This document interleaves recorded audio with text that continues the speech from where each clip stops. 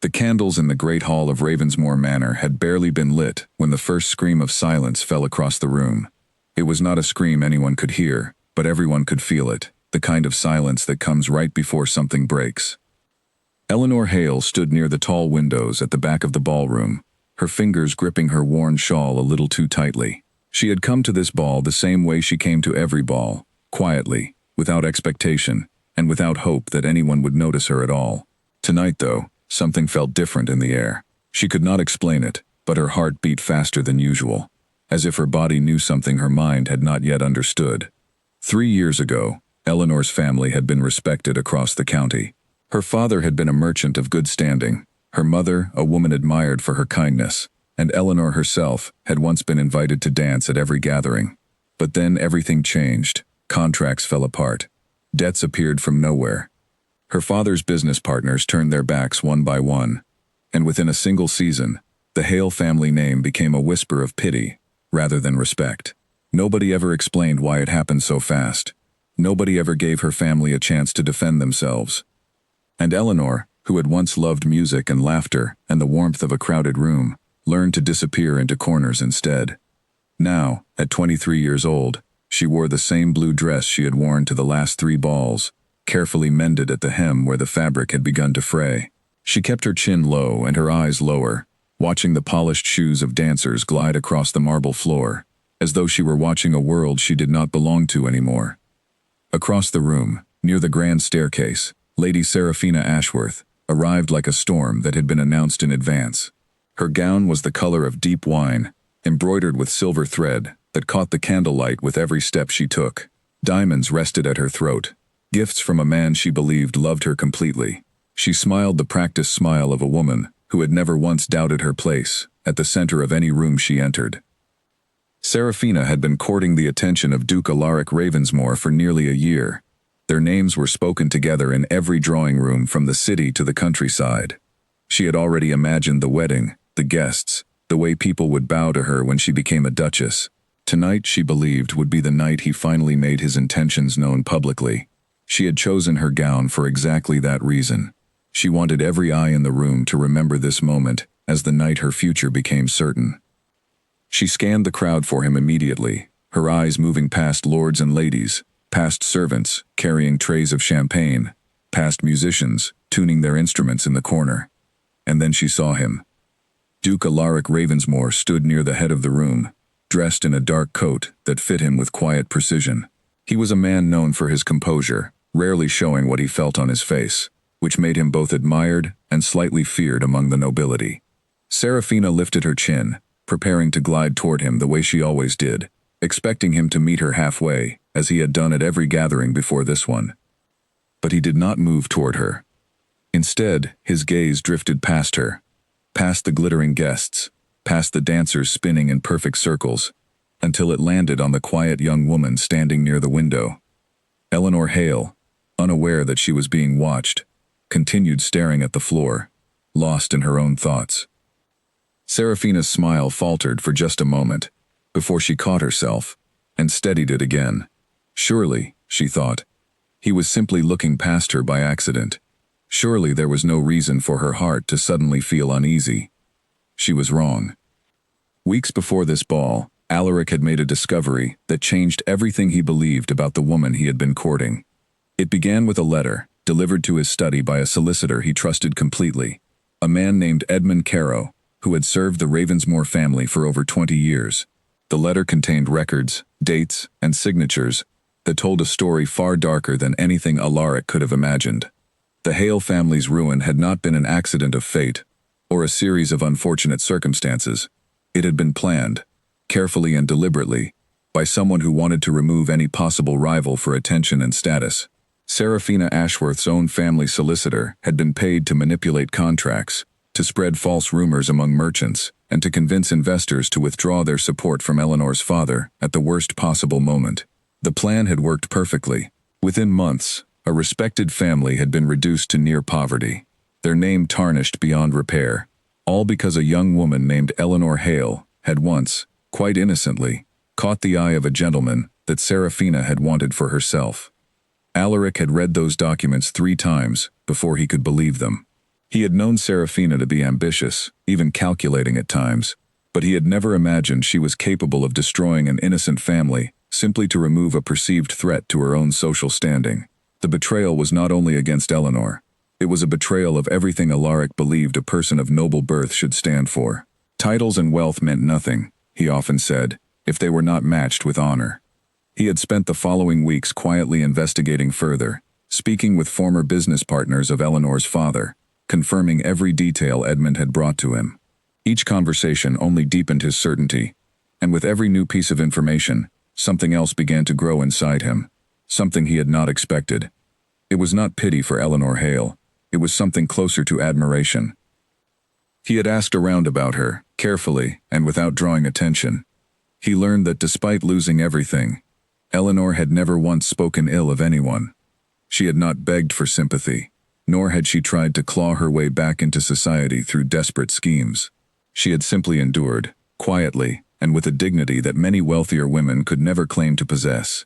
She still attended balls, not because she expected anything from them, but because her aunt insisted she maintain some connection to the world she had once belonged to. She danced when asked, which was rare, and she smiled politely when spoken to, though her eyes always seemed to carry a distant sadness that she tried hard to hide.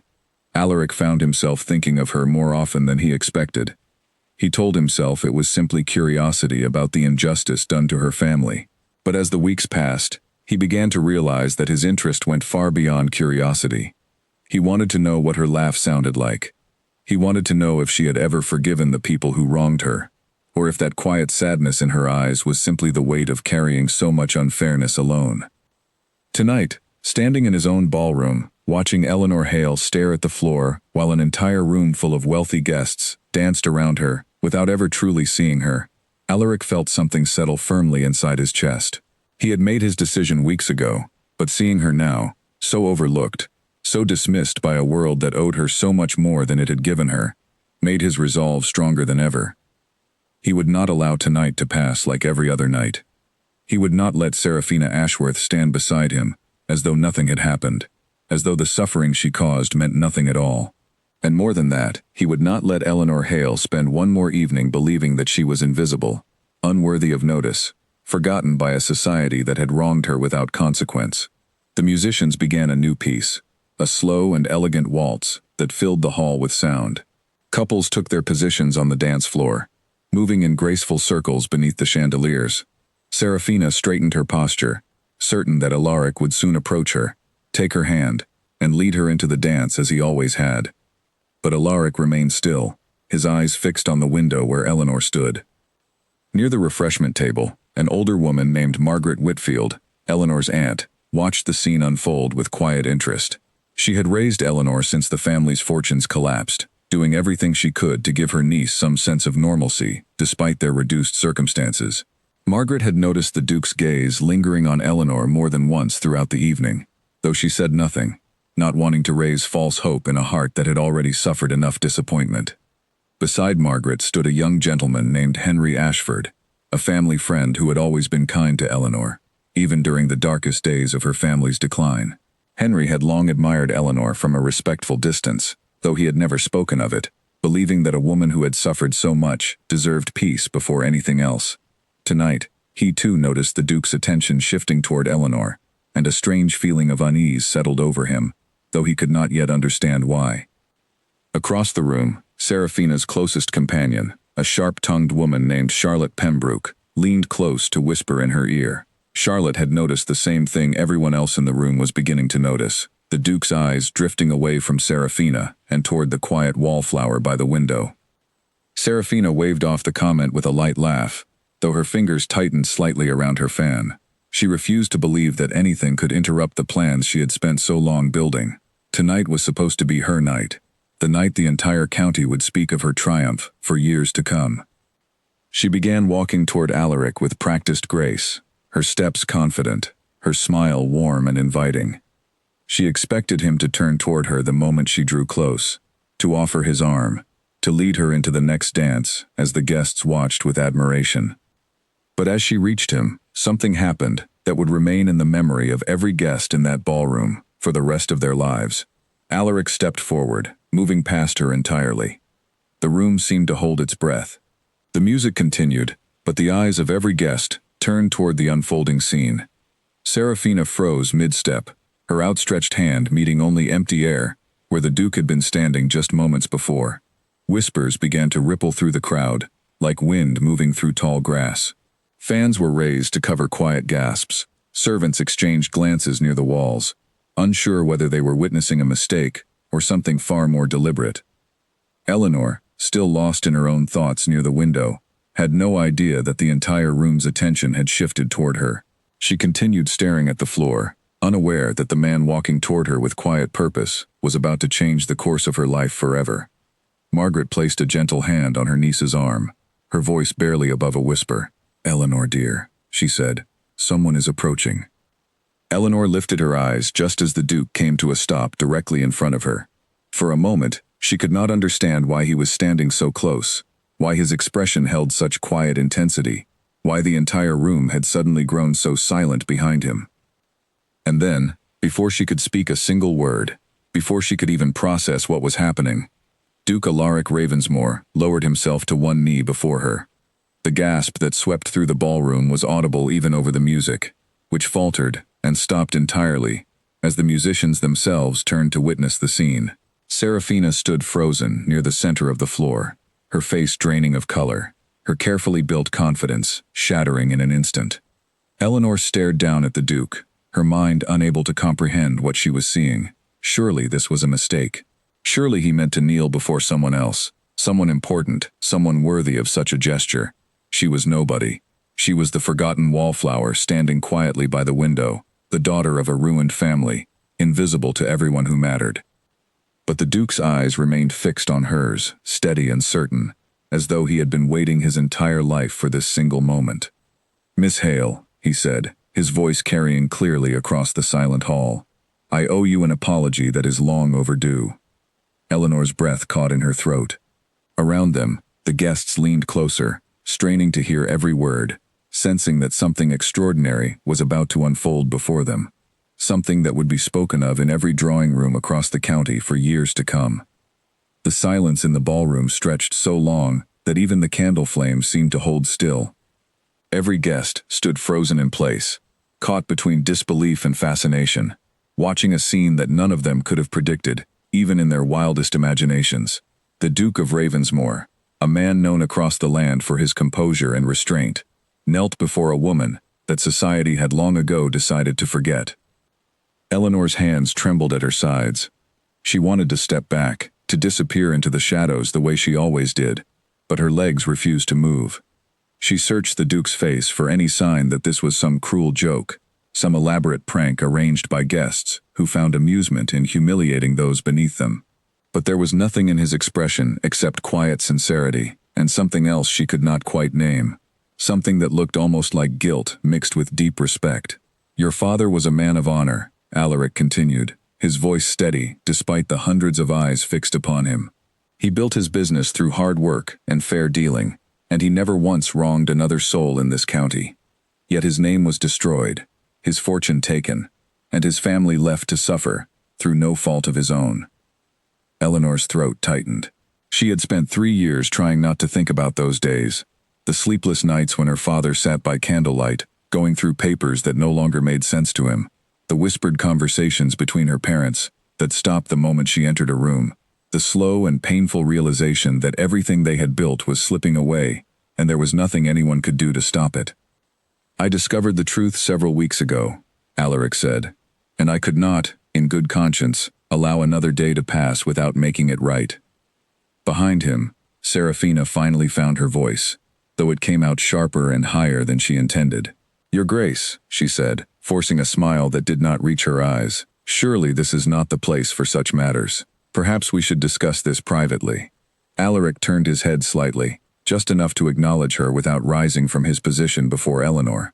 His expression remained calm, though there was an edge to his voice that had not been there before. "This is exactly the place, Lady Ashworth," he said. "Since the damage was done publicly, spread through whispers and false rumors across every gathering in this county, the truth deserves to be spoken just as publicly." A murmur rippled through the crowd. Guests exchanged glances, some confused, others beginning to piece together the implications of what was unfolding before them. Charlotte Pembroke, standing near Serafina, took a small step backward, sensing that whatever was about to happen would not end well for her friend. Eleanor finally found enough courage to speak, though her voice came out barely above a whisper. "Your Grace," she said, "I do not understand what is happening. Why are you kneeling before me? I have done nothing to deserve such attention." Alaric rose slowly to his feet, though he remained close to her, his eyes never leaving hers. "That is precisely the injustice I intend to correct," he said. "You have done nothing wrong, Miss Hale, and yet you have carried the weight of a wrong committed against your family for far too long, while those responsible have walked freely through society without consequence." Eleanor's mind raced, trying to understand the full meaning behind his words. Was he suggesting that her family's ruin had not been an accident? She had always suspected something was not right about the speed at which everything fell apart, but she had never imagined anyone would deliberately orchestrate such destruction. Her Aunt Margaret moved closer, placing a protective hand on her niece's shoulder. "Your Grace," Margaret said carefully, "are you saying that my brother's ruin was intentional?" Alaric nodded once, his jaw tightening slightly. "I have documents proving that certain individuals conspired to manipulate contracts, spread false information among investors, and pressure business partners into abandoning their agreements with Mr. Hale, all within a matter of weeks. The speed and precision of the collapse were not natural. They were engineered." Gasps spread through the crowd like wildfire. Several guests turned to look at Serafina, whose face had gone pale, her fan trembling slightly in her gloved hand. She opened her mouth to protest, but no words came out immediately. Henry Ashford, who had been standing quietly near the edge of the room, stepped forward. He had known the Hale family for years, and had always suspected something unfair had happened, though he had never possessed the resources or standing to investigate further. "Your Grace," he said, "if such documents exist, surely the guilty party should be named before this entire assembly." Alaric's eyes moved toward Serafina, and for the first time that evening, the entire room understood exactly where his suspicions rested. Serafina took a step back, her composure finally cracking under the weight of dozens of judgmental stares now turning in her direction. "This is absurd," she said, her voice rising with panic she could no longer hide. "I have no idea what documents you speak of, Your Grace. I have done nothing but attend balls and enjoy the company of respectable society." Alaric reached into his coat and withdrew a folded set of papers, holding them up so that those closest to him could see the wax seal still attached to one corner. "These letters," he said, "were written by your family's solicitor, detailing payments made to merchants and investors to withdraw their support from Mr. Hale's business. They also detail payments made to spread false rumors about his character among the trading community." Serafina's eyes widened in horror as she recognized the seal on the papers. She had believed those letters destroyed years ago, buried along with the secret she thought she had escaped entirely. "That cannot be," she stammered, her voice losing all its earlier confidence. "Those documents were destroyed. There is no possible way you could have obtained them." Alaric's expression remained unreadable, though something like quiet satisfaction flickered behind his eyes. "Your solicitor's assistant kept copies," he said, a man of conscience, it seems, who could no longer live with the guilt of what he had helped orchestrate. "He came to me directly, seeking to right a wrong he had been forced to participate in against his will." The crowd erupted into hushed conversation, voices overlapping, as guests processed the scandal unfolding before them. Eleanor stood frozen beside the Duke, her mind struggling to accept the magnitude of what she was hearing. All this time, she had believed her family's downfall to be nothing more than misfortune, the cruel randomness of fate that sometimes befalls even the most honest people. To learn that it had been deliberately planned, orchestrated by someone sitting in the very same social circles she had once belonged to, filled her with an emotion she could not immediately name. It was not quite anger, though anger simmered somewhere beneath the surface. It was closer to grief, a fresh wave of loss for the years her family had suffered needlessly. Margaret's grip on her niece's shoulder tightened, as she too struggled to process the revelation. "Why?" she asked, turning to face Serafina directly. "Would you do such a thing to a family that never wronged you?" Serafina's composure finally shattered completely. Her eyes darted around the room, searching for support among the guests who had once fawned over her, but found only cold, judgmental stares in return. Charlotte Pembroke, her closest companion, had already taken several steps away, distancing herself from the unfolding disaster. It was never meant to go so far, Serafina finally admitted, her voice cracking under the pressure of dozens of eyes fixed upon her. I only wanted to ensure that no one else could compete for attention within these circles. Eleanor was young and pretty, and I feared that certain gentlemen had begun to notice her more than they noticed me. The admission, spoken in a moment of panic, only deepened the horror rippling through the crowd. Eleanor felt her chest tighten painfully, the realization settling over her like a heavy weight. Her family's ruin, the loss of everything they had built, the years of poverty and shame. All of it had happened simply because a jealous woman feared losing attention at a handful of social gatherings. Alaric's voice cut through the murmuring crowd, firm and unwavering. You destroyed an honest man's livelihood, he said, addressing Serafina directly, and condemned an innocent family to years of suffering, all because of a fear rooted in nothing more than vanity and insecurity. There is no punishment severe enough for such cruelty, though I intend to ensure that the truth is known far and wide, so that no one in this county mistakes your character for anything other than what it truly is. Serafina's eyes filled with tears, though whether from genuine remorse or simple humiliation, no one in the room could say for certain. She looked toward Alaric, searching for any trace of the affection he had once shown her, but found only cold disappointment reflected in his gaze. I loved you, she whispered, though her words carried little weight after the truth had been laid bare before the entire assembly. Alaric shook his head slowly. Whatever affection existed between us was built upon a foundation I now understand to be false, he said. A person capable of destroying an innocent family out of jealousy is not someone I could ever entrust with my heart, my title, or my future. The finality in his voice left no room for argument. Serafina, realizing that her carefully constructed world had collapsed entirely in the span of a few devastating minutes, turned and fled the ballroom, her wine-colored gown trailing behind her as she pushed past stunned guests toward the exit. Charlotte hesitated only a moment before following after her, though the distance between them as they walked suggested that even their friendship had been shaken by the revelations of the evening. The ballroom remained silent for several long moments after their departure. Guests exchanged glances, uncertain how to process the scandal that had just unfolded before their eyes. Slowly, quiet conversations began to resume, though the entire tone of the evening had shifted dramatically.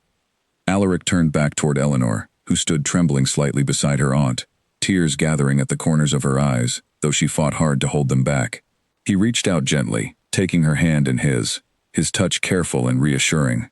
I am truly sorry, Miss Hale, for the suffering your family endured, and for how long it took me to uncover the truth, he said softly, his voice meant only for her ears, despite the many guests still watching the scene unfold.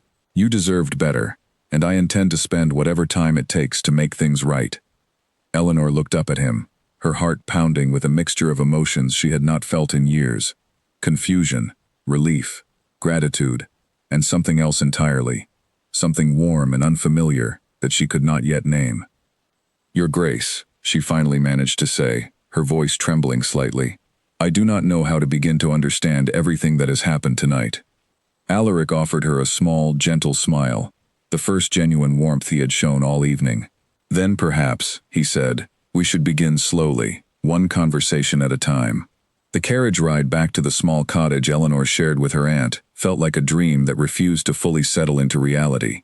Eleanor sat pressed against the window, watching the dark countryside roll past in silence, her mind replaying every moment of the evening over and over, until the images blurred together into something she could barely believe had actually happened.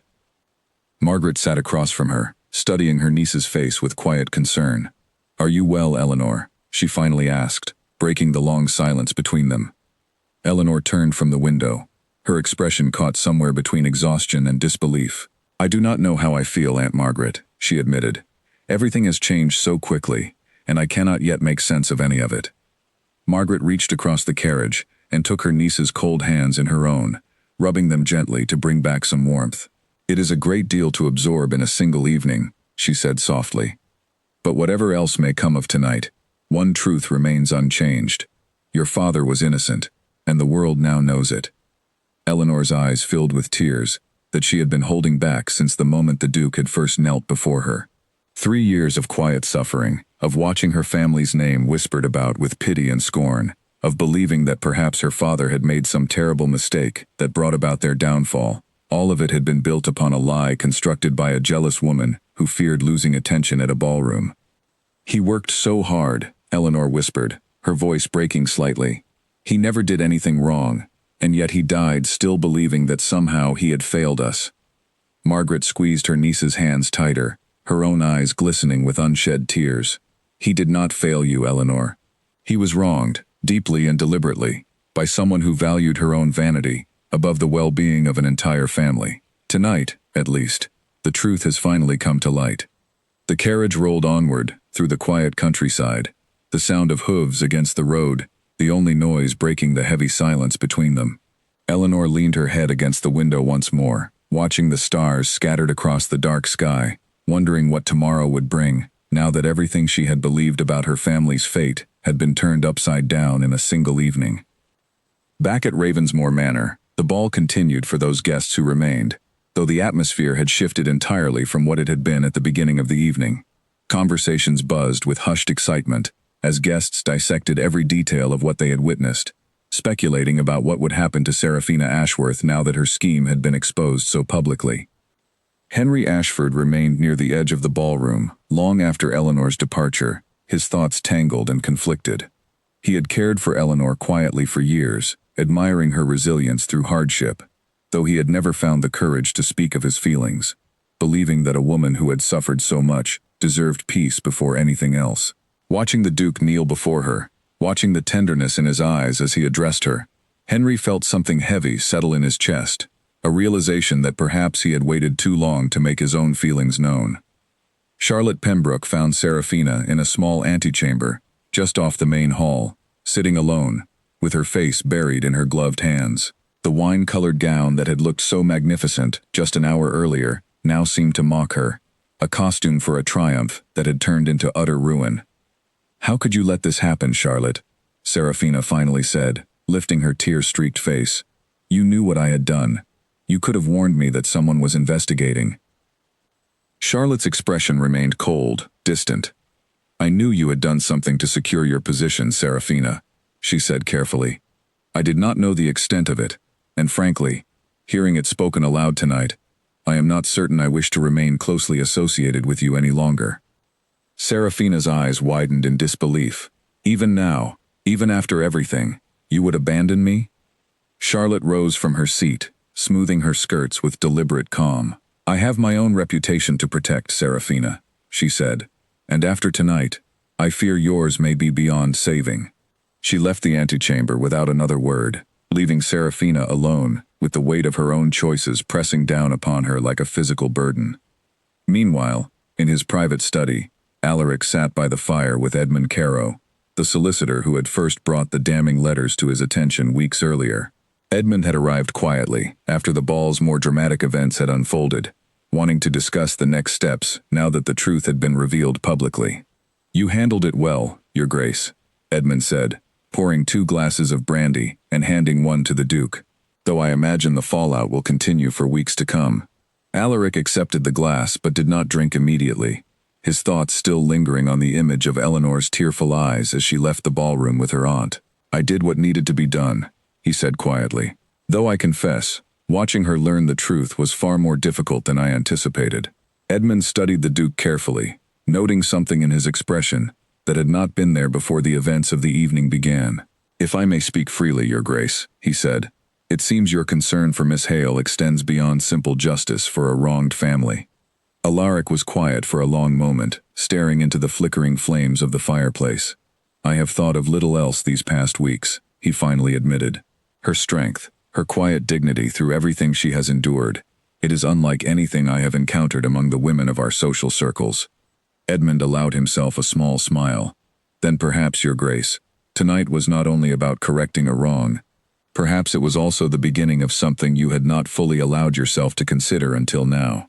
Alaric did not answer immediately, though the truth of Edmund's words settled quietly within him, a recognition of feelings he had been reluctant to name even to himself. The following morning, news of the scandal had already begun spreading beyond the walls of Ravensmoor Manor, carried by servants and guests alike to every corner of the county.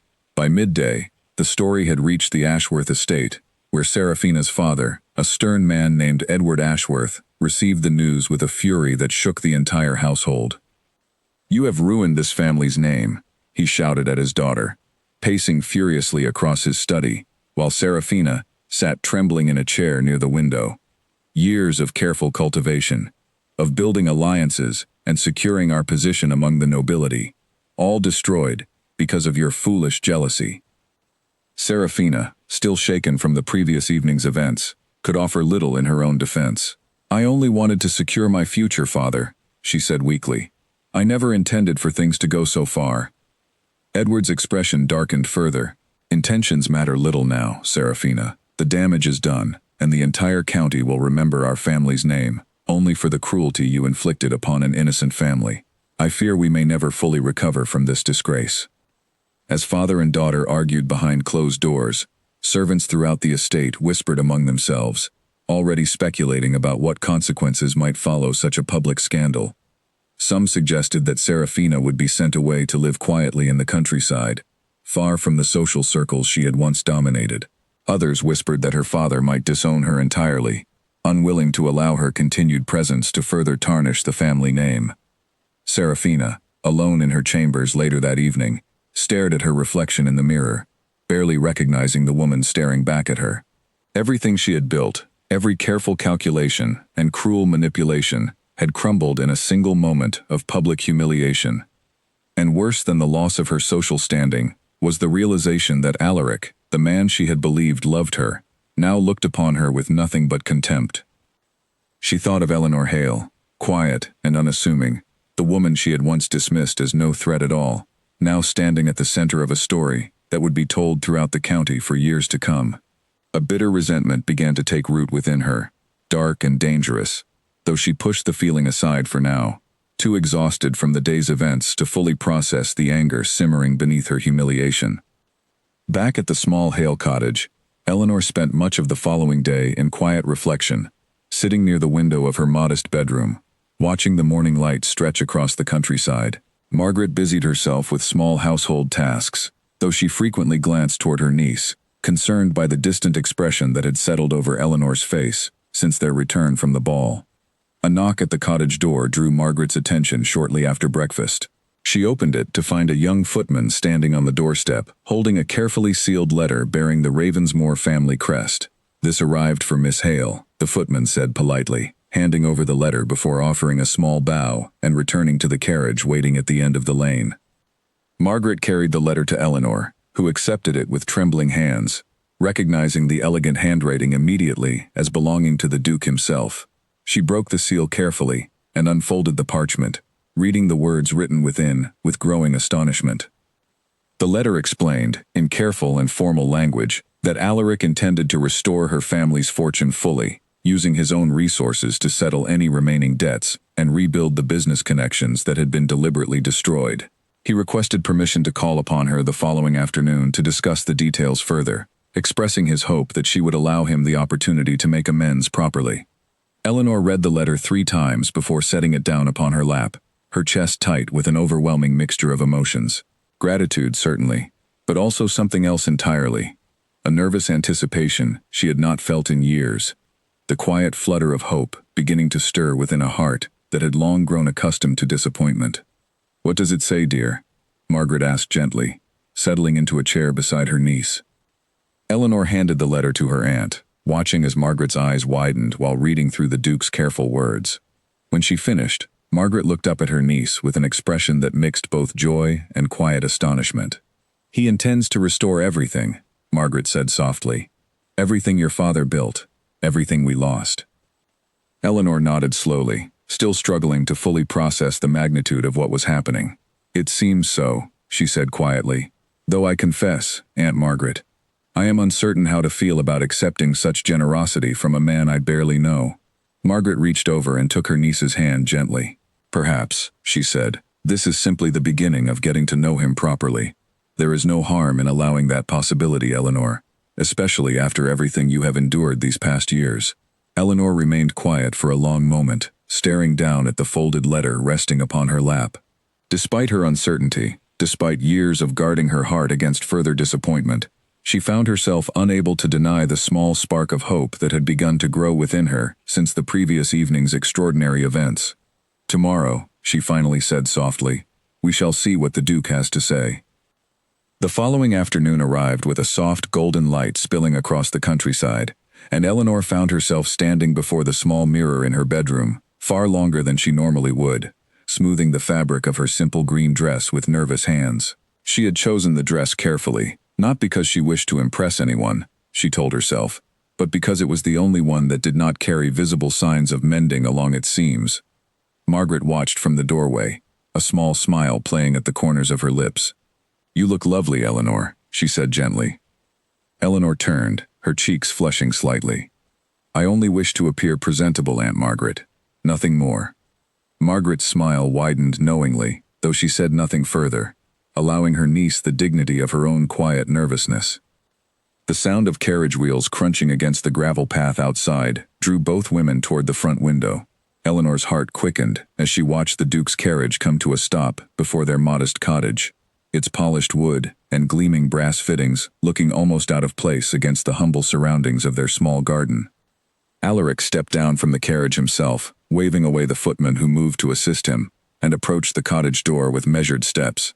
Margaret opened the door before he could knock, greeting him with a warm smile. "Your Grace," she said. "Welcome to our home." Alaric offered a respectful bow. "Mrs. Whitfield, thank you for receiving me. I hope I am not intruding upon your afternoon." "Not at all," Margaret assured him, stepping aside to allow him entry. "Please, come in."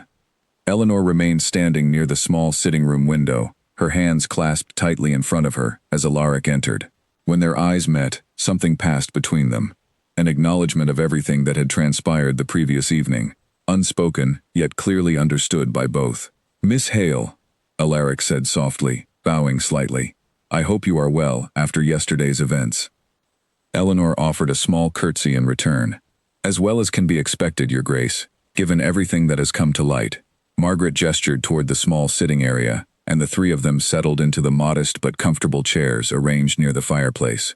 A pot of tea, prepared earlier by Margaret in anticipation of their guest, sat waiting upon a small table between them. "I have brought documents outlining my intentions," Alaric began, withdrawing a folder from beneath his coat and setting it upon the table. "I wish to restore your father's business connections fully, settle any outstanding debts using my own resources, and ensure that your family's name is publicly cleared of any wrongdoing throughout the county." Eleanor stared at the folder for a long moment before speaking.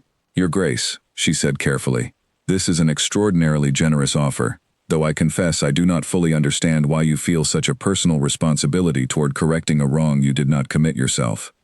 Alaric considered her question seriously before answering. "Because I discovered the truth and said nothing for several weeks while I gathered proof," he said. "During that time, your family continued to suffer needlessly. I could have acted sooner, and the guilt of that delay weighs upon me more than you might realize." Eleanor studied his expression, searching for any trace of insincerity, but found only quiet honesty reflected in his eyes. She had spent years learning to distrust the intentions of those with wealth and power, having watched her own family's reputation destroyed by someone from those very same circles. Yet something about the Duke's demeanor, his careful and deliberate manner, convinced her that his intentions were genuine. "I appreciate your honesty, Your Grace," she finally said. "Though I must ask, what do you expect in return for such generosity?" The question hung in the air for a moment, before Alaric answered, his voice soft but steady. "Nothing, Miss Hale, except perhaps the opportunity to know you better, if you would permit it." Margaret, sensing the delicate nature of the conversation unfolding before her, rose quietly from her seat. "Perhaps I should see to preparing some refreshments in the kitchen," she said, offering both of them a knowing smile, before slipping out of the room, leaving Eleanor and Alaric alone together for the first time. Eleanor's cheeks flushed slightly at her aunt's obvious attempt to grant them privacy, though she found herself grateful for the quiet moment nonetheless. "Your Grace," she said carefully, "I must be honest with you. I have spent 3 years learning to guard my heart carefully against disappointment. The world has not been kind to my family, and I find it difficult to trust easily, even when presented with such generous intentions." Alaric nodded slowly, understanding evident in his expression. "I do not expect your trust to come easily, Miss Hale, nor do I expect it immediately. I only ask for the opportunity to earn it, slowly and honestly, without expectation of anything beyond what you feel comfortable offering." Eleanor found herself studying him carefully, searching for the calculating ambition she had encountered so often among the nobility, the kind of careful manipulation that had destroyed her family in the first place. Yet she found none of that within his steady gaze, only quiet sincerity, and, perhaps, a hint of vulnerability that surprised her given his position and status. "Why did you truly kneel before me last evening?" she finally asked, her curiosity finally overcoming her hesitation. "You could have simply exposed Lady Ashworth's scheme, without such a public gesture directed toward me specifically." Alaric was quiet for a long moment, considering his answer carefully. "Because you deserve to be seen," he finally said. "For 3 years, you have been overlooked, dismissed, treated as though you did not matter, simply because misfortune had befallen your family. I wanted the entire county to witness a moment where you were finally given the recognition and respect you have always deserved." Eleanor's breath caught slightly at his words, an unfamiliar warmth spreading through her chest. No one, not even her closest friends during her family's more prosperous years, had ever spoken to her with such genuine consideration for her feelings. "Thank you, Your Grace," she said softly, her voice carrying more emotion than she had intended to reveal. "That means a great deal to me, more than you might realize." Alaric offered her a gentle smile, the warmth in his expression unmistakable. "Perhaps," he said, "we might begin simply as friends, allowing whatever grows between us to develop naturally, without pressure or expectation." Eleanor found herself nodding in agreement, a small smile finally breaking through her earlier nervousness. "I would like that very much, Your Grace," she said. Their conversation continued for another hour, touching upon lighter subjects as the initial tension between them gradually eased. Alaric spoke of his childhood at Ravensmoor Manor, the responsibilities that came with his title, and his genuine desire to be remembered as a fair and honorable leader, rather than simply another wealthy aristocrat concerned only with status. Eleanor, in turn, shared memories of happier days before her family's misfortune, moments of laughter and warmth that she had not allowed herself to think about in years. As the afternoon light began to fade, Alaric rose to take his leave, promising to return within the week to finalize the details of restoring her family's fortune. Eleanor walked him to the door, feeling lighter than she had in years, though a small part of her remained cautious, unwilling to allow herself to hope too fully after so many years of disappointment.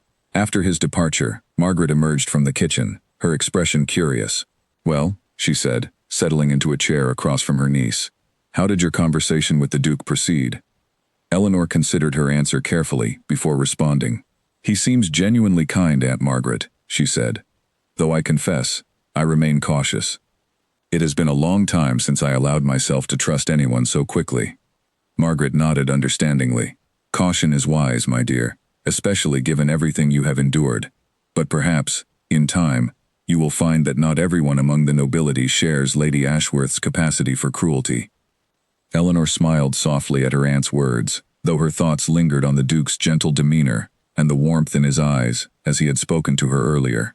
For the first time in years, she found herself looking forward to what tomorrow might bring, rather than simply enduring another day of quiet invisibility. Meanwhile, several miles away at the Ashworth estate, tensions continued to simmer following the scandal's public exposure. Serafina remained largely confined to her chambers, avoiding the disapproving stares of servants and family members alike. Her father, still furious over the damage done to their family's reputation, had begun making arrangements to send her away to a distant relative's estate in the countryside, hoping that time and distance might allow the scandal to fade from public memory. Serafina, however, had no intention of simply accepting her fate quietly. Sitting alone in her chambers, she began to formulate a plan, driven by bitter resentment toward both Alaric and Eleanor for the humiliation she had suffered. She would not allow herself to be cast aside so easily, not while there remained any possibility of reclaiming what she had lost. Her younger brother, a sharp and ambitious young man named Frederick Ashworth, visited her chambers that evening, finding his sister staring silently out her window into the darkening countryside. "You look as though you are plotting something, Serafina," Frederick said, closing the door behind him carefully. Serafina turned to face her brother, a dangerous glint flickering in her eyes despite the exhaustion evident on her face. "Perhaps I am, Frederick," she said quietly.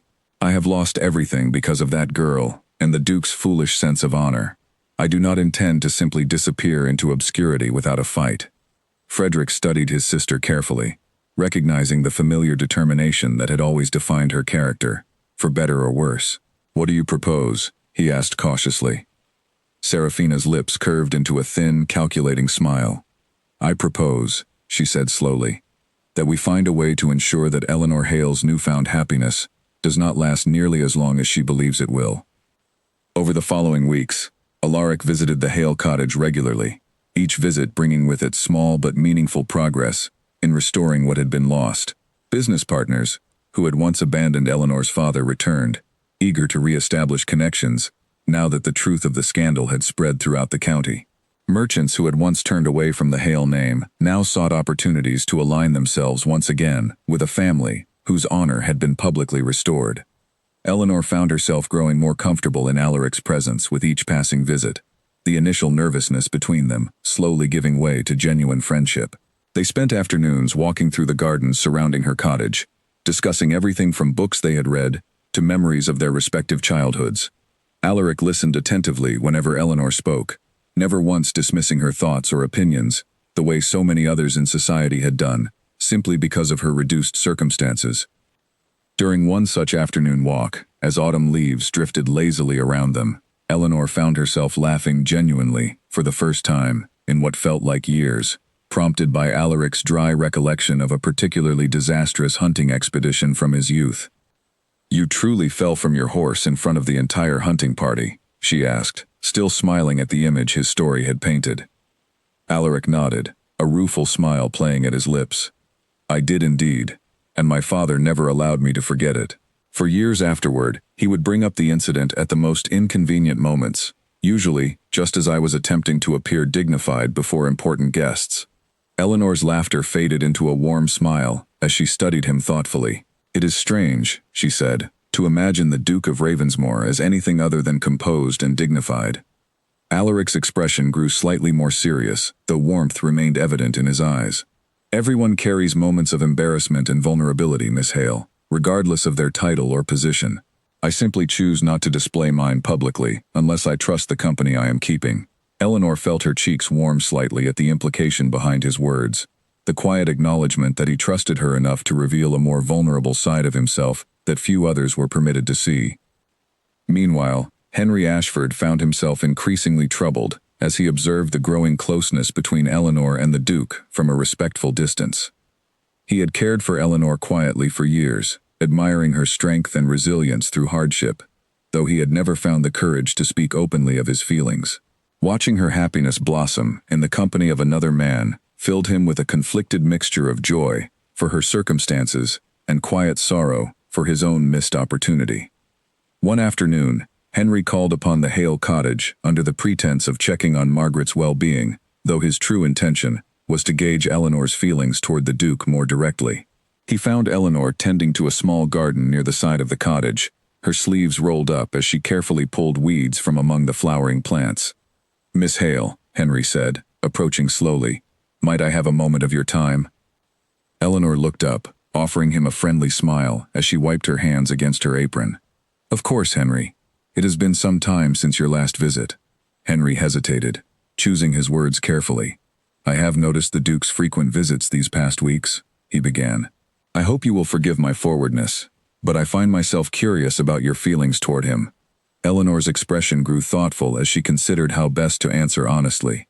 He has been kind to me, Henry. More genuinely kind than anyone has been in years. I find myself enjoying his company more than I anticipated when we first began speaking.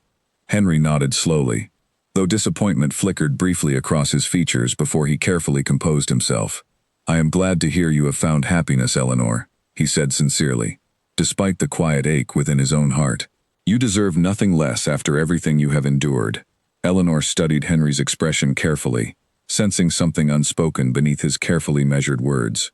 Henry, she said gently, you have always been a true friend to me, even during the darkest days following my family's misfortune. I hope you know how much that friendship has meant to me. Henry offered her a small, somewhat bittersweet smile. Your friendship has meant a great deal to me as well, Eleanor, he said. Whatever happens, I only wish for your continued happiness." As Henry took his leave shortly afterward, his thoughts remained heavy with the quiet acceptance that whatever chance he might have once had to express his own feelings had likely passed him by entirely. Yet he resolved to remain a loyal friend to Eleanor regardless, unwilling to allow his own disappointment to diminish the genuine care he held for her well-being. Unbeknownst to either Eleanor or Alaric, however, a far more concerning development had begun taking shape at the Ashworth estate. Seraphina, confined largely to her family's countryside property following the scandal, had spent the intervening weeks nursing her wounded pride into something considerably darker. Working alongside her brother Frederick, she had begun quietly gathering information about Eleanor's daily movements, hoping to find some opportunity to disrupt the happiness that had begun blossoming between her and the Duke. Frederick, driven by his own resentment toward the family's diminished social standing following the scandal, proved a willing accomplice in his sister's scheming. Through a network of servants and acquaintances still loyal to the Ashworth family despite the recent disgrace, they gathered details about Eleanor's regular walks through the countryside, her frequent visits to the local village market, and the schedule of Alaric's visits to the Hale cottage.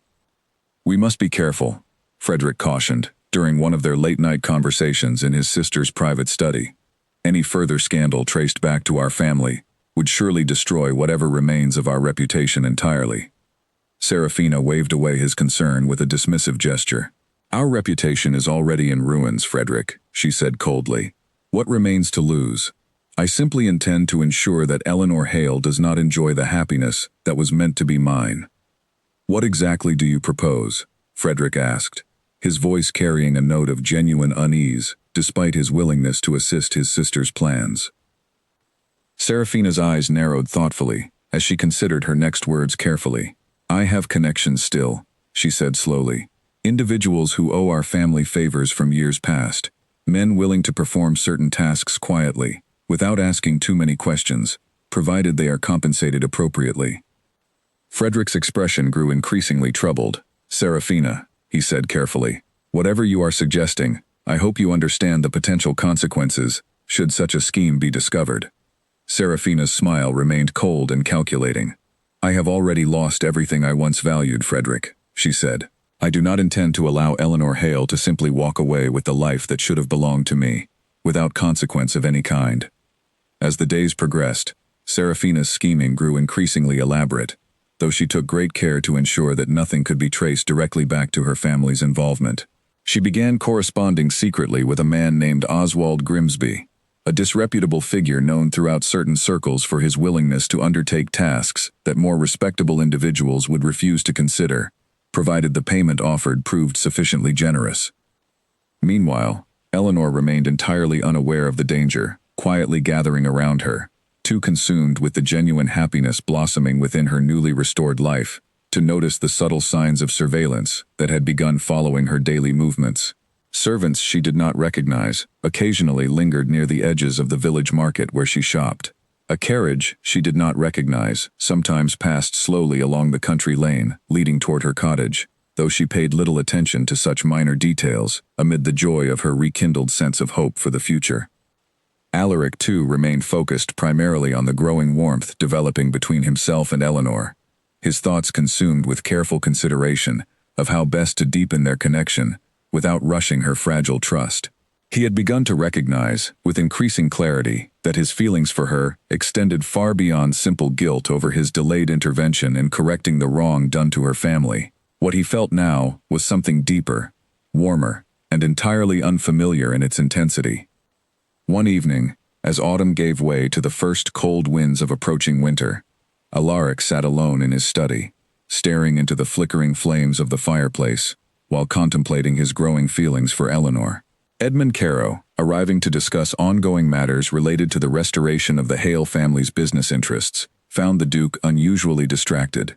"You seem troubled tonight, Your Grace," Edmund observed, settling into a chair across from him. Alaric shook his head slowly.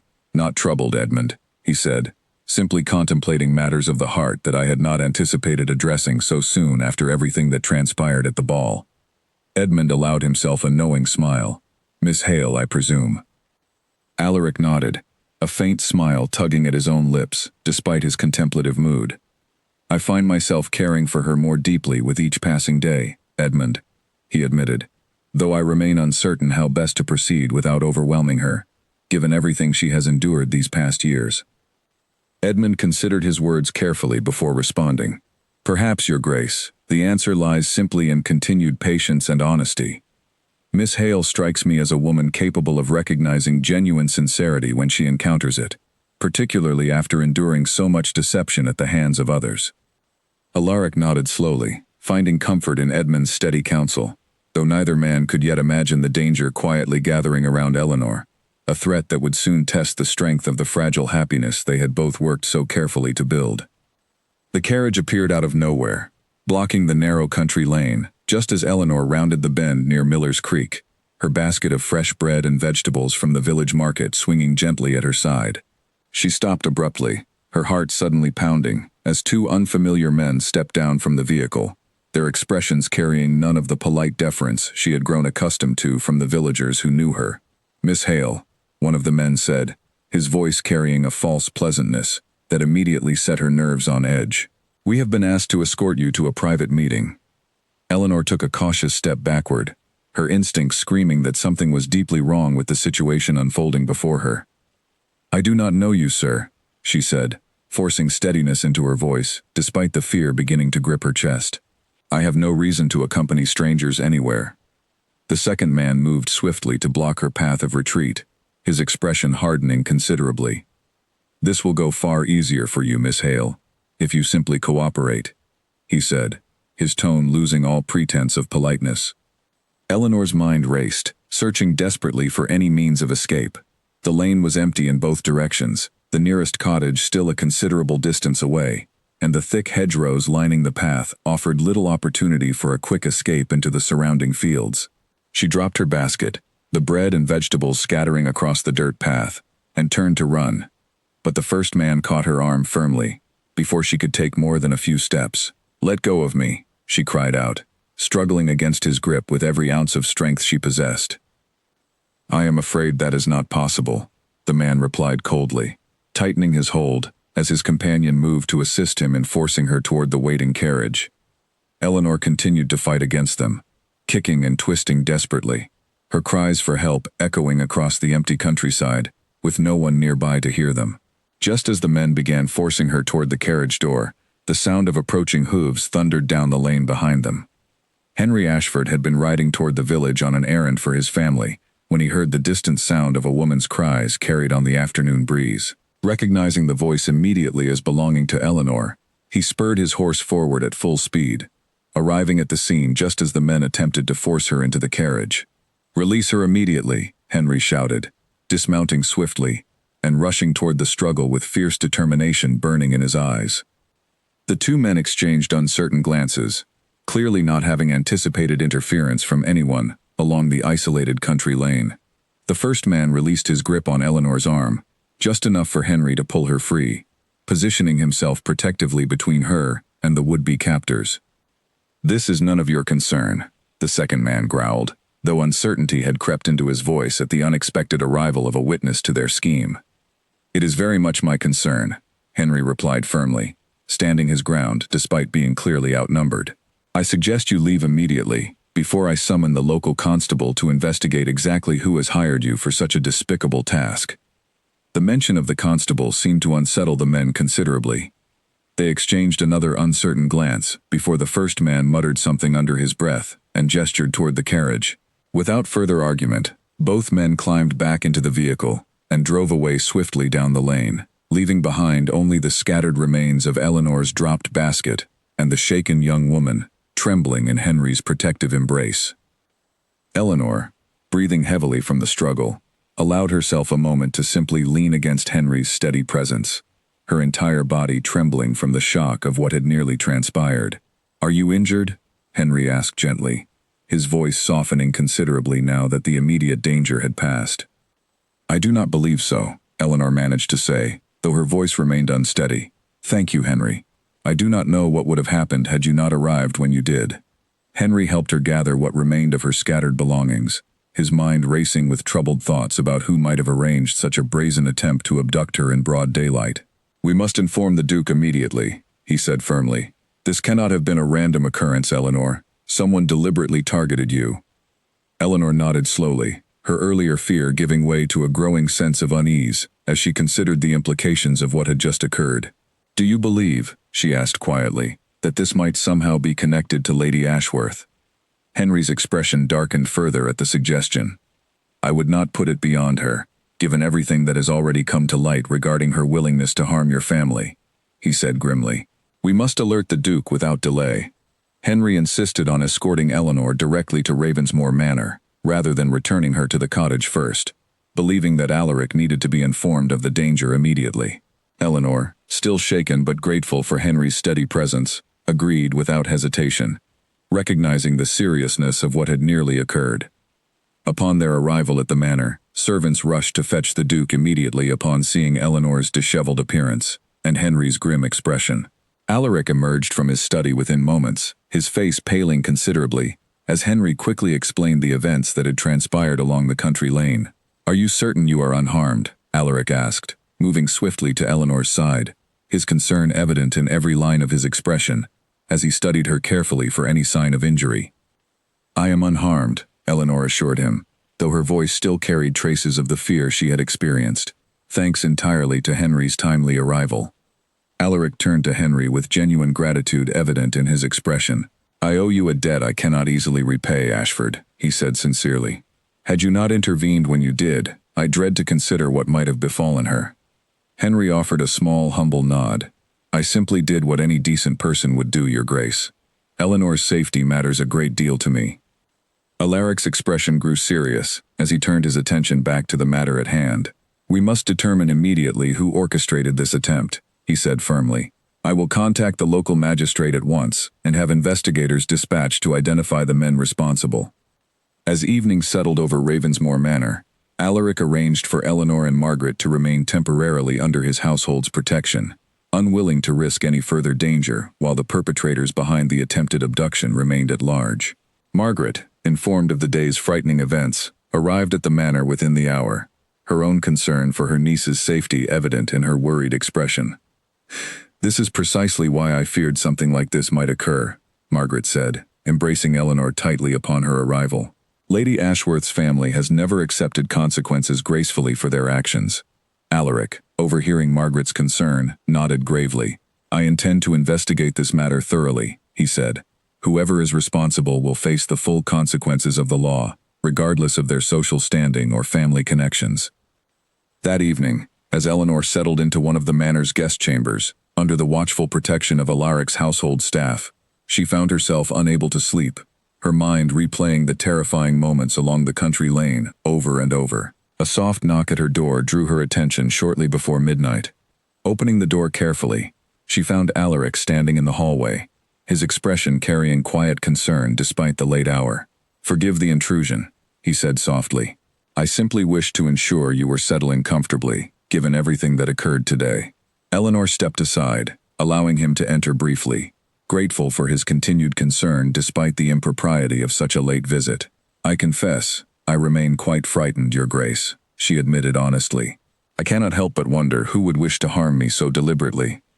Alaric's jaw tightened with barely restrained anger. I intend to find out precisely who is responsible, he said firmly. And I promise you, Eleanor, whoever has orchestrated this scheme will face justice swiftly and completely. It was the first time he had addressed her by her given name alone, without the formal title she had grown accustomed to hearing from him. The intimacy of the moment was not lost on either of them, and Eleanor felt a warmth spread through her chest, despite the lingering fear from the day's frightening events. Thank you, Alaric, she said softly, using his given name in return for the first time since they had begun their careful courtship. Alaric's expression softened considerably at hearing his name spoken so gently from her lips. Whatever happens, he said quietly, I will ensure your safety, Eleanor. This I promise you completely. As he took his leave shortly afterward, Eleanor finally allowed herself to relax slightly, comforted by his steady presence and firm resolve. Yet somewhere beyond the walls of Ravensmoor Manor, in a quiet study at the Ashworth estate, Seraphina Ashworth received news of the failed abduction attempt, with cold, calculating fury, already beginning to formulate an even more dangerous scheme. to ensure that her second attempt would not fail so easily. The investigator arrived at Ravensmore Manor just after dawn, his expression grim as he was ushered into Alaric's study, where the Duke had been waiting anxiously since receiving word that information had finally surfaced regarding the previous day's attempted abduction. Magistrate Wallace Prentice, a seasoned investigator known throughout the county for his thoroughness, laid a small collection of documents upon the desk before speaking. "Your Grace," he began, "we managed to apprehend one of the men involved in yesterday's incident, before he could flee the county entirely. Under considerable pressure, he confessed to being hired through an intermediary connected to the Ashworth estate." Alaric's expression hardened considerably as he studied the documents Prentice had provided. "As I suspected," he said grimly. "Do we have concrete evidence linking this directly to Lady Ashworth herself?" Prentice nodded, producing a sealed letter that had been recovered from the apprehended man's belongings. This letter, written in a hand our clerks have confirmed matches correspondence previously attributed to Lady Ashworth, contains explicit instructions regarding Miss Hale's daily movements and detailed payment arrangements for the men involved. Alaric read through the letter carefully, his anger growing with each line. "This is more than sufficient evidence to bring formal charges against her," he said firmly. "I want her apprehended immediately, along with her brother, who I suspect played an equally significant role in orchestrating this scheme." Prentice nodded solemnly. "I will dispatch officers to the Ashworth estate at once, Your Grace.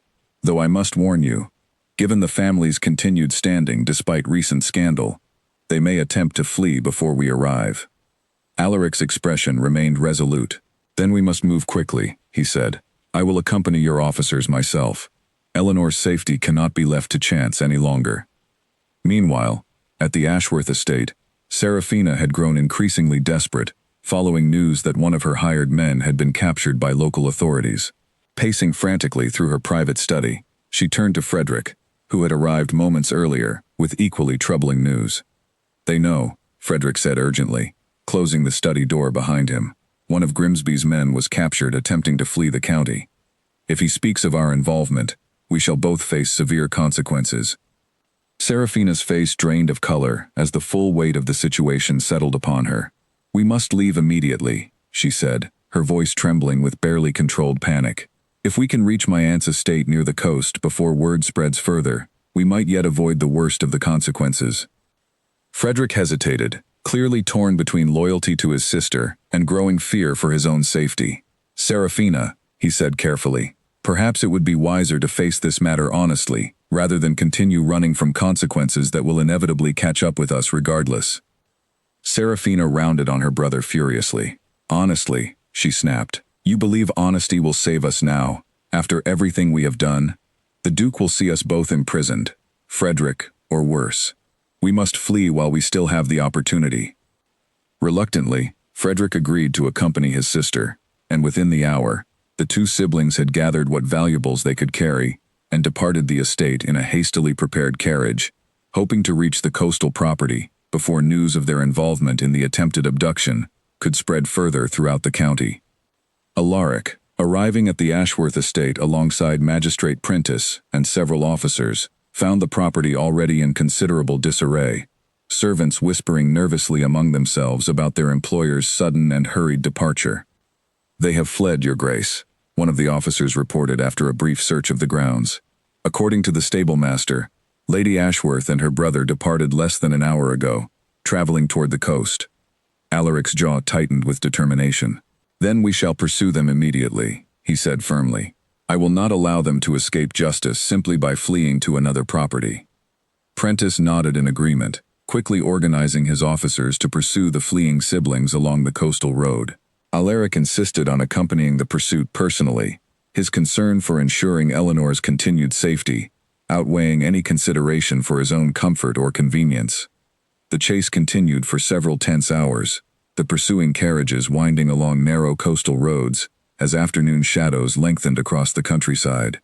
Eventually, as the fleeing carriage attempted to navigate a particularly steep section of road overlooking the churning waters below, one of its wheels struck a large stone hidden within the roadway, causing the vehicle to lurch dangerously before coming to an abrupt stop against a roadside embankment. Seraphina and Frederick, shaken but uninjured from the sudden halt, emerged from the disabled carriage Just as Alaric's pursuing party arrived at the scene, Frederick, recognizing immediately that further flight was now impossible, raised his hands in a gesture of surrender, even before the officers had fully dismounted. "It is over, Serafina," he said quietly, exhaustion evident in his voice. "We cannot outrun this any longer." Serafina, however, remained defiant, even as officers approached to formally place her under arrest. "This is not finished," she declared, her voice carrying more desperation than genuine conviction. "Eleanor Hale has taken everything that should have belonged to me." Alaric stepped forward, his expression carrying neither anger nor triumph, only quiet resolve. "Eleanor took nothing from you, Lady Ashworth," he said firmly. "You destroyed your own future through cruelty and jealousy that no one forced upon you. The consequences you now face are entirely of your own making." Serafina's defiant expression finally crumbled as officers moved to escort her toward the waiting carriage that would carry her back toward the county's formal court proceedings. Frederick, following behind his sister with quiet resignation, offered no further protest as the reality of their situation settled fully upon him. As the officers departed with both siblings in custody, Alaric remained standing along the coastal road for a long moment, staring out over the churning waters below, relief and lingering anger, both evident in his expression. The danger that had threatened Eleanor's safety had finally been eliminated, though the knowledge of how close she had come to genuine harm left him deeply shaken. Returning to Ravensmoor Manor later that evening, Alaric found Eleanor waiting anxiously in the manor's main sitting room, having been informed earlier of the pursuit currently underway. She rose immediately upon his entrance, her expression a mixture of hope and lingering worry. "Is it finished?" she asked softly, searching his face for any indication of the outcome. Alaric nodded, moving toward her with evident relief now that the ordeal had concluded successfully. "Lady Ashworth and her brother have been apprehended," he confirmed. "They will face formal charges for their involvement in yesterday's attempted abduction, along with additional charges related to the original scheme against your family's fortune."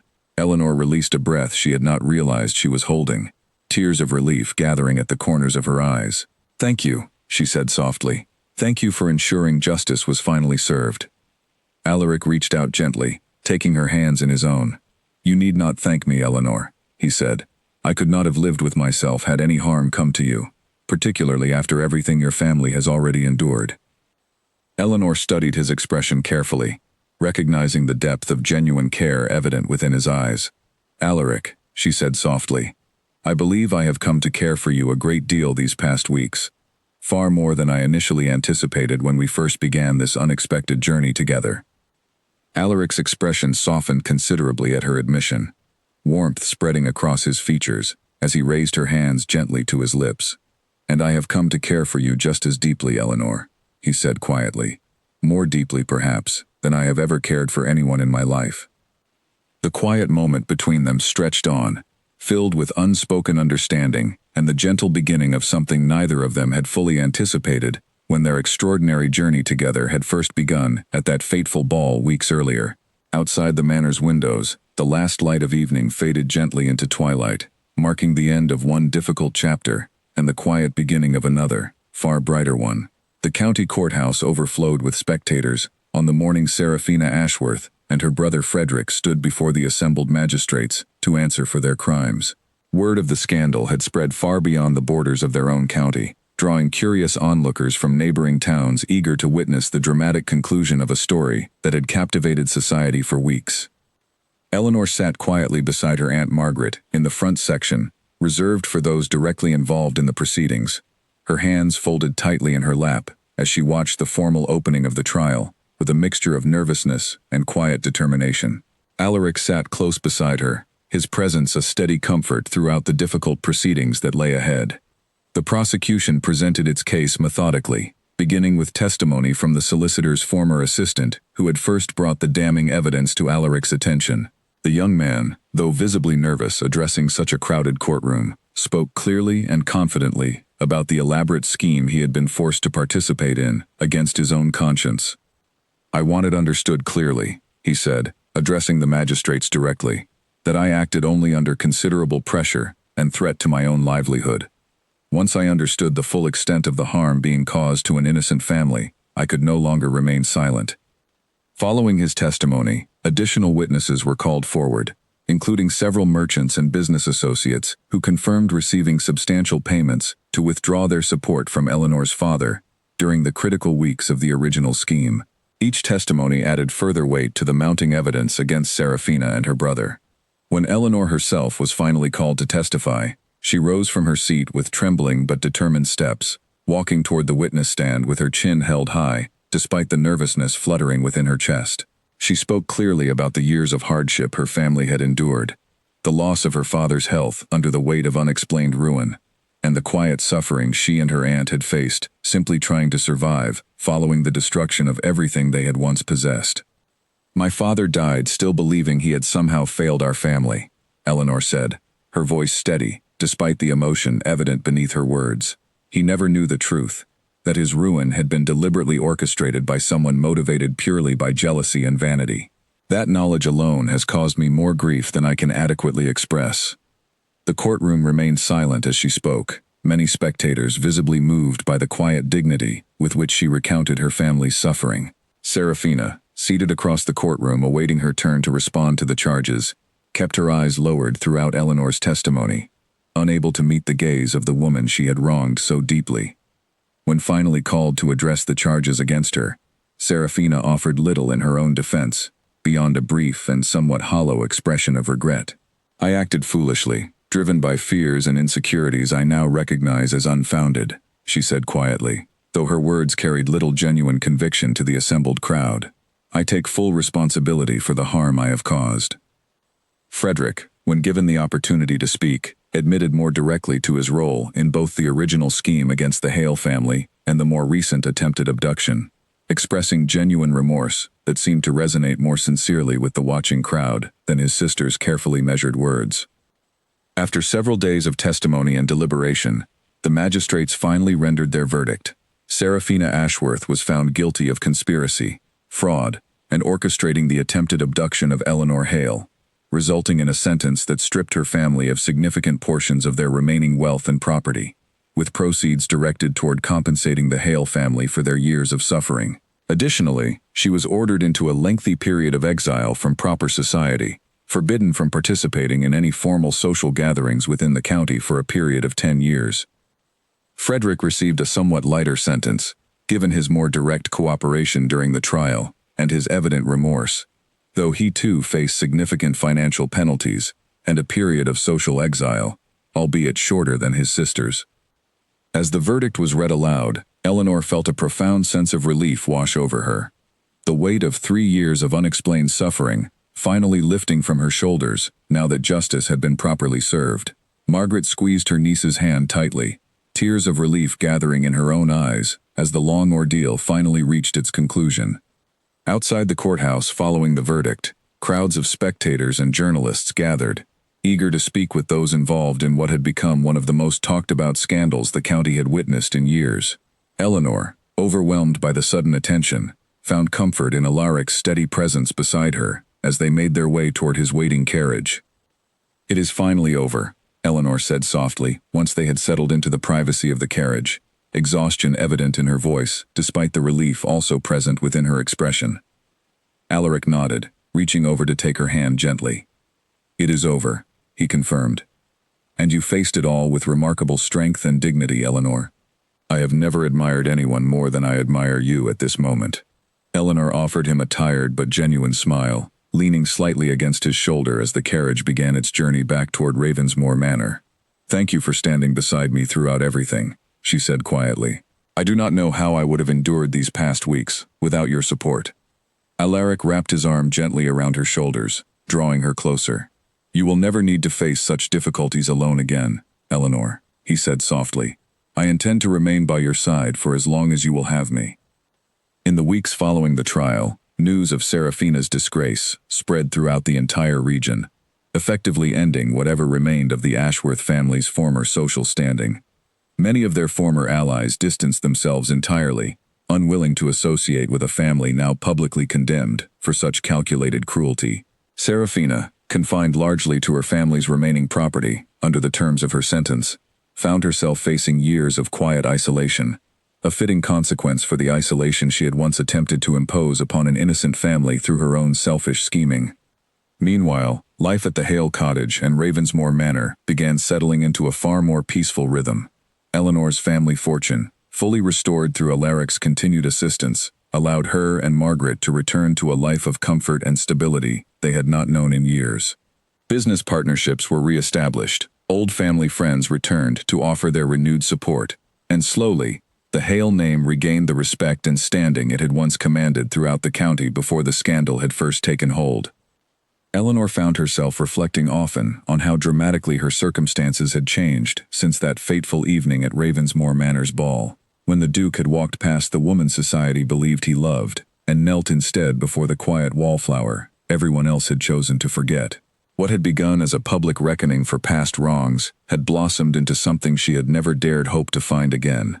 A genuine and steady companionship, built upon mutual respect, understanding, and growing affection, that continued to deepen with each passing day. As autumn gave way fully to winter's approach, Eleanor found herself anticipating each visit from Alaric, with a warmth and excitement she had not experienced in years. The quiet foundation of their friendship, steadily transforming into something far deeper and more meaningful than either of them had initially anticipated when their extraordinary journey together had first begun. Snow had begun falling steadily across the Ravensmoor estate by the time winter fully settled over the countryside, transforming the gardens Eleanor had grown to love into a quiet landscape of white stillness. She found herself visiting the manor almost daily now, invited regularly by Alaric to share meals, discuss books, and simply enjoy each other's company, as their relationship continued deepening naturally over the passing weeks. One particularly cold evening, as Eleanor sat near the fireplace in the manor's smaller private sitting room, working carefully on a piece of needlework while waiting for Alaric to join her, following a brief meeting with his estate manager, she found her thoughts drifting toward how dramatically her life had changed since that fateful ball months earlier. The frightened, invisible wallflower she had once been felt like someone entirely different from the confident young woman she had slowly become, nurtured by genuine kindness and steady companionship, rather than the cruel indifference she had grown accustomed to expecting from the world. Alaric entered the room quietly, pausing for a moment in the doorway to simply observe her, a soft smile forming at the peaceful scene before him. Eleanor looked up, sensing his presence, and offered him a warm smile in return. "You seem deep in thought," he observed, moving to join her near the fireplace. Eleanor set aside her needlework, considering her answer carefully. "I was simply reflecting on how much has changed since we first met," she admitted. "It feels almost impossible to believe how different my life has become in such a relatively short span of time." Alaric nodded thoughtfully, settling into the chair beside her. "I confess, I have been reflecting on similar thoughts myself," he said, "though my reflections have led me toward a particular question I have been hoping to ask you for some weeks now, if you would permit me the opportunity." Eleanor's heart quickened slightly at the seriousness evident in his tone, though warmth rather than nervousness accompanied the sensation. "Of course, Alaric," she said softly. "You may always speak freely with me." Alaric reached into his coat pocket, withdrawing a small velvet box that he had carried with him for several days now, waiting patiently for the right moment to present itself. "Eleanor," he began, his voice carrying a slight tremor of nervousness despite his usual composed demeanor, "these past months with you have shown me a depth of happiness I never truly believed myself capable of experiencing. Your strength, your kindness, your quiet resilience through everything life has placed before you.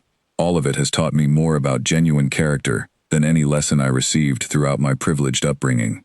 Eleanor's eyes began to glisten with unshed tears as she listened to his heartfelt words, sensing exactly where his careful speech was leading. "I know that our beginning was unusual," Alaric continued, "and that the circumstances bringing us together were born from injustice rather than simple courtship. Yet I cannot imagine my life continuing forward without your steady presence beside me. Eleanor Hale, would you do me the tremendous honor of becoming my wife?" He opened the velvet box, revealing a delicate ring set with a single sapphire, surrounded by small diamonds, simple yet elegant in its design, chosen carefully to reflect Eleanor's own quiet grace rather than ostentatious display. Eleanor stared at the ring for a long moment, overwhelmed by the depth of emotion swelling within her chest. Tears finally spilled freely down her cheeks as she looked up to meet Alaric's hopeful gaze. Yes, she said softly, her voice trembling with joy. Yes, Alaric, I would be honored beyond measure to become your wife. Alaric's face broke into a genuine, unguarded smile as he gently slipped the ring onto her finger, then drew her into a warm embrace that spoke volumes of the affection that had grown so naturally between them over the preceding months. Eleanor rested her head against his shoulder, tears of pure happiness continuing to fall as she allowed herself to fully embrace the extraordinary turn her life had taken since that unforgettable evening at the ball. News of their engagement spread quickly throughout the county, met with widespread joy and approval from those who had followed the remarkable story of Eleanor's restoration and the Duke's steadfast devotion to correcting the wrongs done against her family.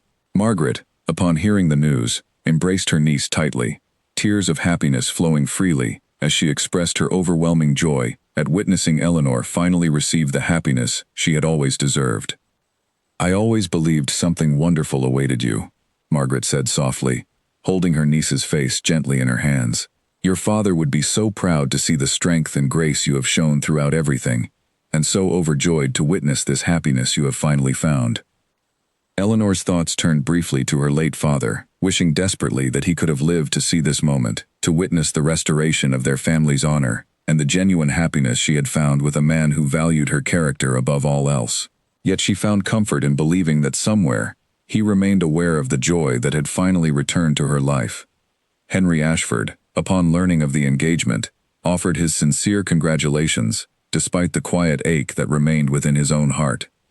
He had long since accepted that his feelings for Eleanor would remain unspoken, content instead to remain a loyal and supportive friend throughout whatever happiness she found in her life. You deserve every bit of joy coming your way, Eleanor, he told her during a brief visit shortly after the engagement was announced. I am truly happy for you, and for the Duke as well.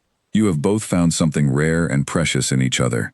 Eleanor embraced Henry warmly, grateful for his continued friendship, despite everything they had both endured throughout the tumultuous months preceding her engagement. Thank you, Henry, for everything, she said sincerely. Your friendship has meant more to me than you will ever fully know. As preparations for the wedding began taking shape throughout the following weeks, Eleanor found herself increasingly overwhelmed by the sheer scale of celebration being planned to honor their union. Alaric, understanding her natural inclination toward modesty and simplicity despite his own considerable resources, took great care to ensure that the celebration reflected both their genuine happiness and Eleanor's preference for meaningful intimacy over excessive extravagance. We need not host the grandest celebration the county has ever witnessed, Alaric assured her during one planning discussion, noting her slightly overwhelmed expression as invitations and preparations continued mounting around them. What matters most is that our closest friends and family witness our happiness, not the impression we might make upon society at large. Eleanor felt tremendous relief at his understanding, grateful once again for a partner who recognized and respected her preferences, rather than simply imposing his own expectations upon their shared future. Thank you for understanding, she said softly. I have spent so many years feeling invisible within society's grand celebrations. I would much prefer our wedding day to feel genuine and warm, rather than simply another spectacle for others to observe. Alaric squeezed her hand gently, warmth evident in his expression.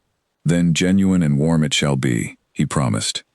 As the wedding day approached, the entire estate seemed to hum with quiet anticipation, servants preparing carefully for the celebration, while maintaining the intimate atmosphere both Eleanor and Alaric had requested. Margaret busied herself with final preparations for Eleanor's wedding attire, carefully selecting fabrics and designs that honored Eleanor's natural elegance without overwhelming her preference for simplicity.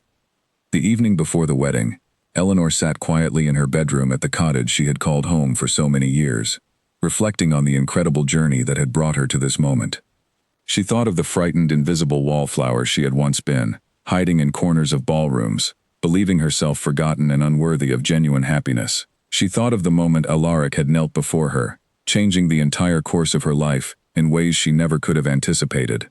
And she thought of everything they had endured together since that fateful evening, the danger they had overcome, the trust they had carefully built, and the genuine love that had blossomed from what began as an act of justice and restoration.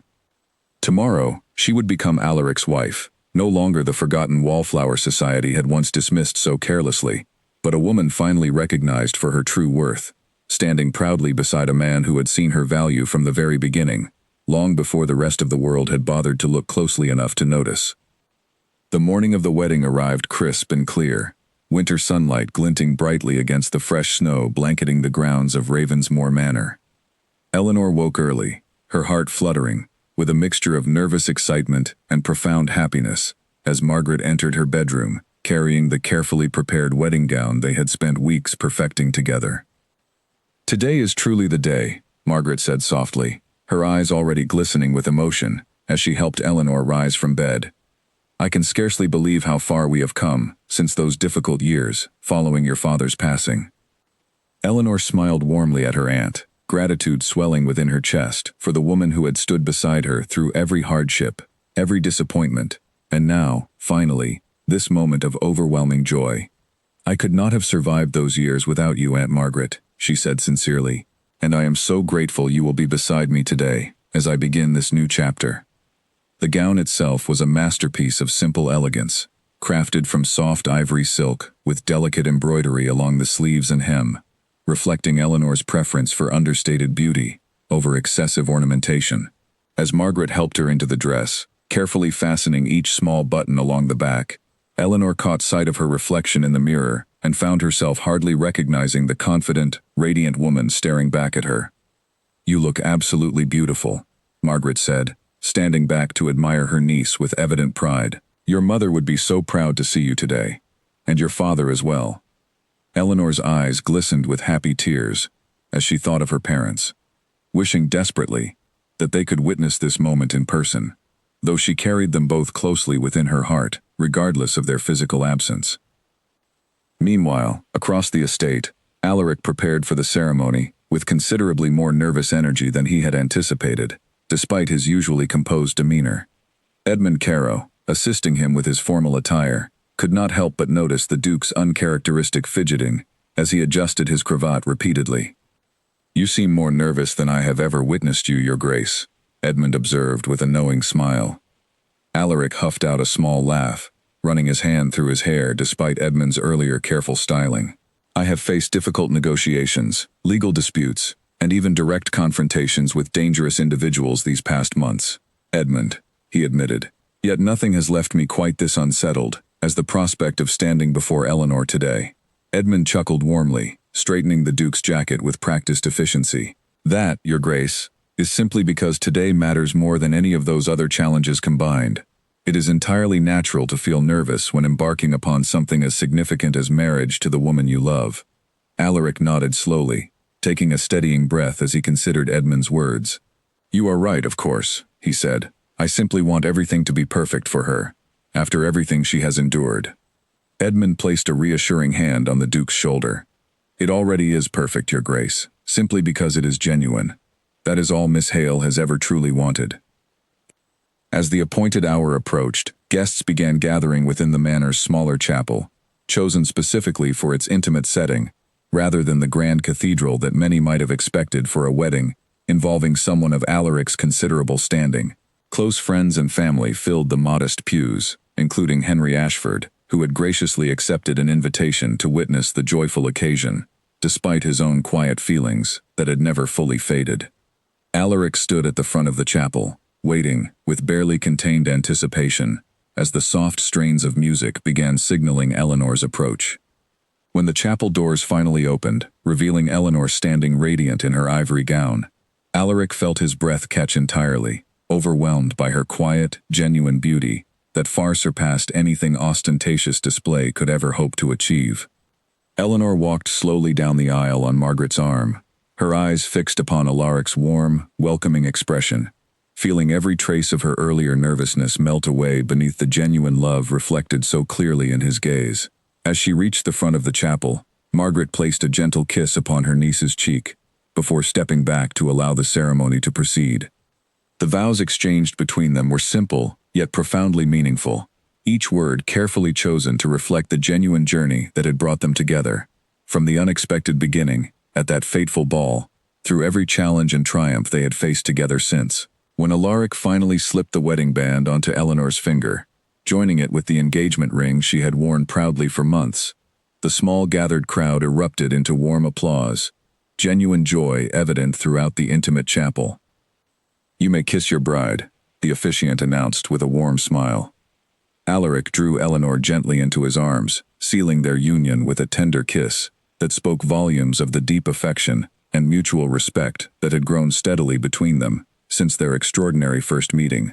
As they turned to face their gathered guests as husband and wife for the very first time, applause and joyful cheers filled the small chapel, marking the beginning of a new chapter neither of them could have fully anticipated when their story first began.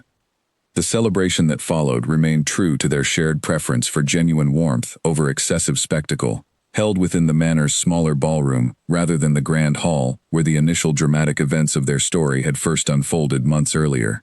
Guests mingled happily, sharing warm conversation and genuine well-wishes for the newly married couple, while a small orchestra provided gentle music for those inclined to dance. As evening settled comfortably over the celebration, Alaric requested the first dance, leading Eleanor gracefully onto the modest dance floor, while their guests looked on with evident affection. The same woman who had once stood invisible against ballroom walls, dismissed and forgotten by society, now moved confidently across the floor in her husband's arms, radiant with genuine happiness that no one could ever again overlook or dismiss. "Do you remember?" Alaric asked softly, as they moved together to the gentle music, "standing in that very corner during our first ball together, believing yourself entirely unnoticed?" Eleanor smiled warmly, resting her head briefly against his shoulder. "I remember believing myself invisible to the entire world," she admitted. "I never could have imagined that evening would lead to everything we have built together since." Alaric pressed a gentle kiss against her forehead, his expression filled with genuine tenderness. "You were never truly invisible, Eleanor," he said softly. "The world simply failed to look closely enough to recognize your worth. I am only grateful I finally opened my eyes in time." As their dance continued beneath the warm glow of candlelight, surrounded by the genuine joy of family and true friends, Eleanor felt an overwhelming sense of gratitude wash over her, reflecting on everything that had led her to this precious moment. The years of hardship, the quiet suffering, the moment of unexpected justice at that fateful ball, the danger they had faced together, and now, finally, this profound and lasting happiness she had once believed entirely beyond her reach. Henry, watching from a respectful distance near the edge of the dance floor, found himself smiling genuinely, despite the quiet ache that remained within his heart, grateful to witness Eleanor finally receiving the happiness she had always deserved. Margaret, standing beside him, reached over and gave his hand a comforting squeeze, understanding the complicated emotions he carried, even as he celebrated his dear friend's joy. "She deserves every bit of this happiness," Henry said quietly, his eyes remaining fixed upon Eleanor's radiant smile as she continued dancing with her new husband. Margaret nodded warmly in agreement. "As do you, Henry, in time," she said gently, offering him a reassuring smile that spoke of genuine care for his own future happiness. As the celebration continued late into the evening, Eleanor found herself reflecting on the remarkable transformation her life had undergone since that unforgettable night when the Duke had walked past the woman society believed he loved, kneeling instead before the quiet Wallflower everyone else had chosen to overlook. What had begun as a moment of shocking public justice had blossomed into a genuine partnership built upon mutual respect, unwavering loyalty, and deep, abiding love. Later that night, as the last of their guests finally departed and the manor settled into peaceful quiet, Alaric and Eleanor stood together near the same window where he had first noticed her standing alone months earlier, watching snow continue falling gently across the moonlit grounds outside. "Thank you," Eleanor said softly, leaning contentedly against her husband's side, "for seeing me that night, when no one else bothered to look." Alaric wrapped his arms gently around her, resting his chin lightly atop her head, as they both gazed out at the peaceful winter landscape stretching before them. "Thank you, Eleanor," he replied quietly, "for teaching me what true strength and genuine grace truly look like. I consider myself the most fortunate man alive to call you my wife." As they stood together in comfortable silence, wrapped in the quiet happiness of their new life together, Eleanor felt certain that whatever challenges the future might bring, she would face them with the same quiet strength that had carried her through every hardship before this moment, no longer alone, but standing steadily beside a partner who had seen her true worth from the very beginning. and who would continue cherishing that worth for every day of the beautiful life they had only just begun building together.